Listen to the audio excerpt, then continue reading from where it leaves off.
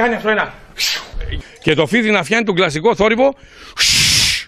Ακούω έναν ήχο sound κάτσι καλά να πούμε. Τώρα φίδι. Και εδώ παίρνω τον πατά με το χτύπημα, όχι την ώρα έτσι. Τάκ. Να προλάβω να το χτυπήσω. Να και τα αίματα.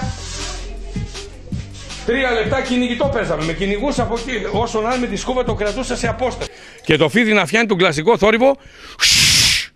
Ακούω έναν ήχο sound κάτσι καλά να πούμε. Παίρνω μια σκούπα, γιατί βλέπω ότι με τον πατά δεν μπορούσα να το πετύχω.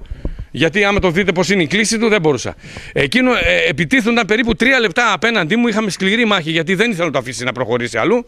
Και σε κάποια φάση, αφού το χτύπησα αρκετές φορές με το σκοπόξυλο, το πάτσα και 3 μπαλτιές τέλος πάντων και πάλι ακόμα ζούσα. Μία τρόμαξα, πέφτει ο καφές κάτω, το βλέπετε εδώ άδειος. Πέφτει κάτω ο καφές, σηκώνουμε έτσι, αυτό κατευθείαν επίθεση. Καρδιακό σημαίνει δηλητηριώδης πράγμα τέλος πάντων. Κάνω ένα ουχ, κάνει αυτή ένα τσουτ.